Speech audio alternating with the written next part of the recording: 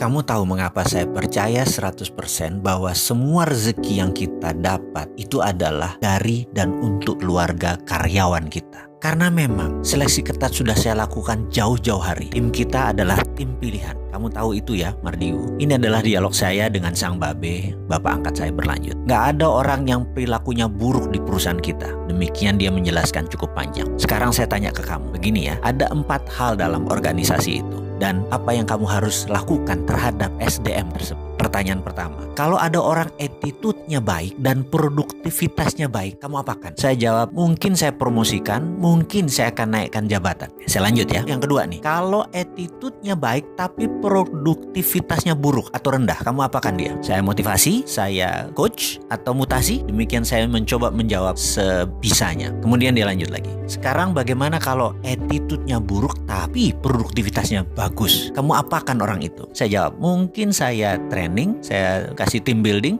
Oke, kita lanjut lagi. Sekarang kalau ada SDM kamu yang attitude-nya buruk dan produktivitasnya negatif, akan kamu apakan dia? SP3 mungkin, atau bahkan saya pecat. Oke, begini kalau di organisasi yang saya pimpin lebih dari 25 tahun. Kalau attitude-nya bagus, produksinya bagus, saya bahkan bisa spin off, kasih dia peluang naik sampai direksi atau bermitra. Syaratnya adalah dia terus-terusan melakukan hasil yang excellent. Berikutnya adalah kalau attitude-nya bagus tapi produknya lagi negatif atau minus, saya akan mutasi dia, training dia, team building, bahkan terus dikasih personal coach. Sekarang kalau attitude-nya buruk tapi sangat produktif atau produksinya dia positif, maka orang itu besok saya pecat. Berapapun ongkosnya, saya kasih pesangon, fire him, pecat.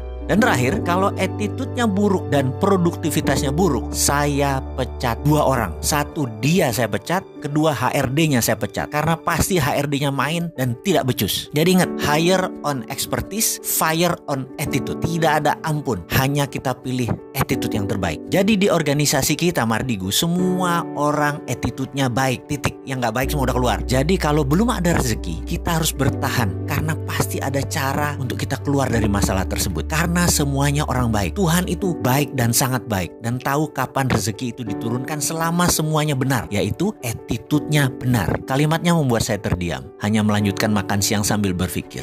Dan saya teringat 6 bulan setelah peristiwa kami berdiskusi ini, perusahaan menandatangani sebuah kontrak senilai 12 digit dari PLN. Dan sampai sekarang proyek itu berjalan dengan baik. Bagi saya, itu adalah rumus berbisnis dengan orang baik. Pasti hasilnya baik. Dan orang baik hanya nyaman dengan orang baik. Atau dalam bahasa Inggrisnya, a bird at the same feather flocking together. Burung dengan bulu yang sama nongkrong di tempat yang sama. Alhamdulillah.